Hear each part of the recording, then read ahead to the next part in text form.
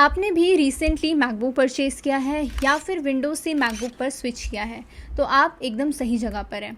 Hello and welcome back to our channel दोस्तों, और आप देख रहे हैं डीएमसी लैपटॉप्स। सो एप्पल का इकोसिस्टम विंडोज़ से काफ़ी ज़्यादा डिफरेंट होता है और फर्स्ट टाइम यूज़र्स के लिए थोड़ा सा कंफ्यूजिंग भी हो सकता है। बट आज की इस वीडियो में मैं आपके मैकबुक सेटअप से लेकर टिप्स एंड ट्रिक्स तक सब कुछ शेयर करूंगी, तो वीडियो को एंड तक ज़रूर देखना। इस वीडियो के बाद आपका जो मैकबुक एक्सपीरियंस है वो बिल्कुल ही ईजी हो जाएगा। तो सबसे पहले जब आप अपना मैकबुक ऑन करेंगे तो आपको कुछ बेसिक सेटअप स्टेप्स फॉलो करने पड़ेंगे जो कि काफ़ी ज़्यादा आसान है। सबसे पहला है लैंग्वेज सिलेक्शन, जिसमें कि आपको अपनी प्रेफर्ड लैंग्वेज सेलेक्ट करनी है। सेकेंड ऑप्शन आएगा वाईफाई कनेक्शन का, जिसमें आपको अपने मैकबुक को वाईफाई से कनेक्ट करना है। थर्ड ऑप्शन है वो है डाटा ट्रांसफ़र का, और ये ऑप्शनल है।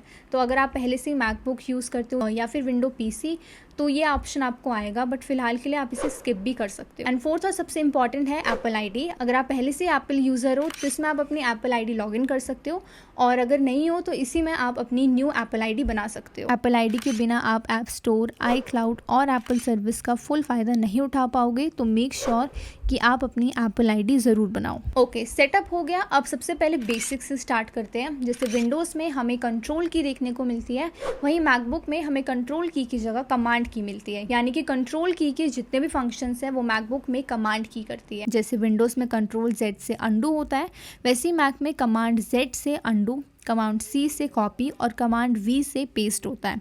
इसी कमांड की के साथ स्पेस बार पर लॉन्ग प्रेस करने से सिरी ओपन हो जाएगी, जिससे आप कमांड दे सकते हो। बट अगर आपको सिर्फ अपनी वॉइस से सिरी ओपन करनी है तो सिस्टम सेटिंग्स पर जाओ और थोड़ा सा स्क्रॉल करके सिरी एंड स्पॉटलाइट पे क्लिक करो।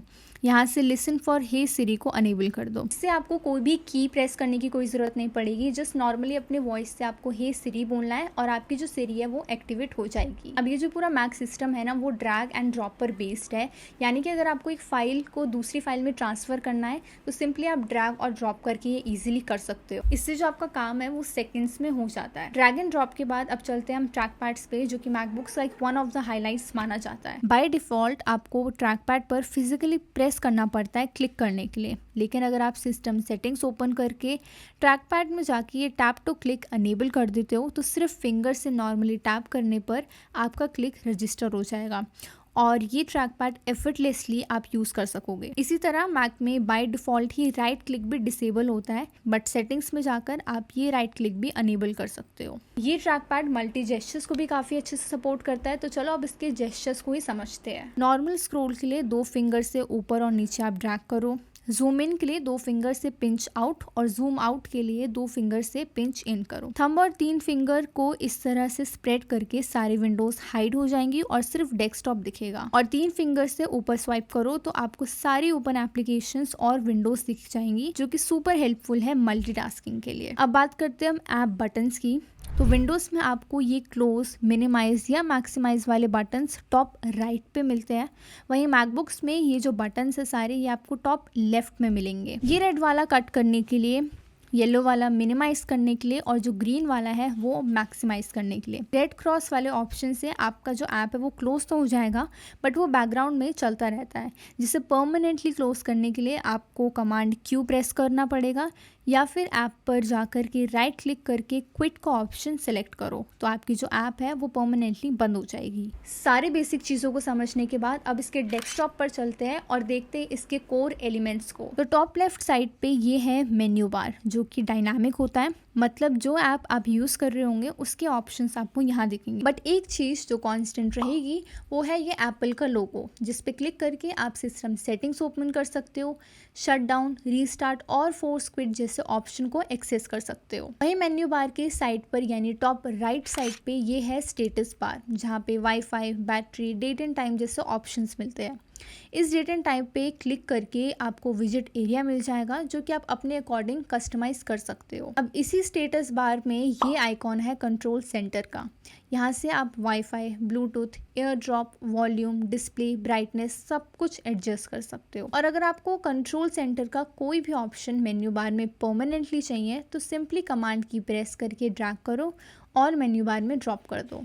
और कभी रिमूव करने का मन करा तो ड्रैग करके इस तरह से नीचे ला करके ड्रॉप कर दो। जैसे विंडोज़ में टास्क बार होता है वैसे मैकबुक में आपको बॉटम में ये डॉक मिलता है। इस डॉक को अगर आप ध्यान से देखोगे तो ये आपको 3 हिस्सों में दिखेगा। पहला है ये पार्ट जो कि आपके परमानेंट ऐप्स है जिन्हें आप क्विकली एक्सेस कर सकते हो, जैसे कि finder, safari, system settings and many more.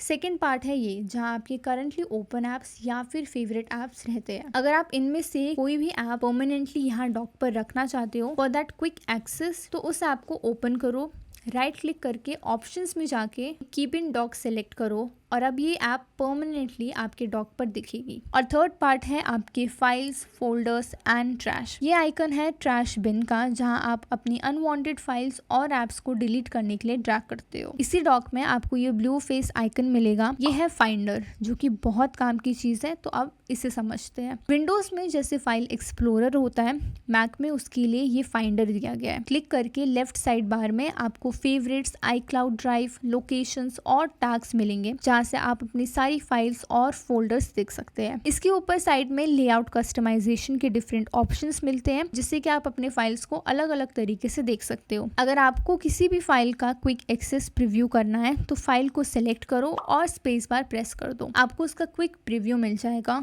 और ये बहुत ही ज्यादा यूजफुल और टाइम सेविंग फीचर है। इसी के साइड में ये जो आइकन दिख रहा है ये है लॉन्च पैड, जहाँ पे आपको अपनी सारी इंस्टॉल्ड एप्लीकेशंस ऑर्गेनाइज्ड वे में मिलेंगी। वेब ब्राउजिंग के लिए इसमें सफारी दिया गया है। ये एप्पल का अपना वेब ब्राउजर है जो कि क्रोम, एज और फायरफॉक्स से 50% ज्यादा तेज वेबसाइट्स लोड करता है। बैटरी एफिशिएंट है और इससे प्राइवेसी फोकस्ड बनाया गया है। एप्स के बिना तो हर एक लैपटॉप अधूरा है, राइट? तो मैकबुक में एप्स कैसे इंस्टॉल करें, कहाँ मिलेंगे, तो चलो देखते हैं। आईफोन की तरह मैक का भी अपना ऐप स्टोर है। डॉक में आपको ब्लू ए आइकॉन मिलेगा, ये है आपका ऐप। यहाँ से आप वेरीफाइड और सिक्योर एप्स डाउनलोड कर सकते हैं। अब कुछ एप्स ऐप स्टोर पे नहीं मिलती, उन्हें आप वेबसाइट से डाउनलोड कर सकते हो। ये मोस्टली DMG फाइल होती है। मान लो अगर आप कुछ काम कर रहे हो और आपका ऐप जो है वो हैंग हो गया है, तो जैसे विंडोज में आपको टास्क मैनेजर मिलता था, मैकबुक में आपको फोर्स क्विट का ऑप्शन मिलता है। इसके लिए आपको कमांड के साथ ऑप्शन प्लस एस्केप की प्रेस करनी है।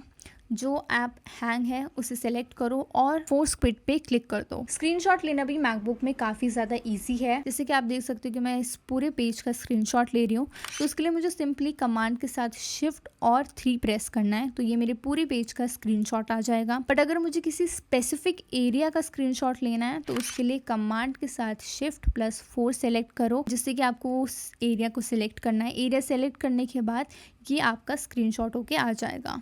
अब लास्ट में बात करते हैं मैकबुक के सबसे ज़्यादा स्पेशल फीचर की, जो है उसका स्पॉटलाइट सर्च। ये आपके मैकबुक का सुपर स्मार्ट सर्च टूल है जिससे आप फाइल सर्च कर सकते हो, एप्स ओपन कर सकते हो, कैलकुलेशंस कर सकते हो और इवन बेसिक कन्वर्जन्स भी इजीली कर सकते हो। इसे ओपन करने के लिए कमांड के साथ स्पेस बार प्रेस करो एंड ये एक सर्च बार ओपन हो जाएगा आपके स्क्रीन के बीच में। सो गाइस, ये था आपके मैकबुक का एक क्विक और डिटेल ट्यूटोरियल। आई होप कि अब आपको अपने न्यू मैकबुक को चलाने में कोई भी प्रॉब्लम नहीं आएगी।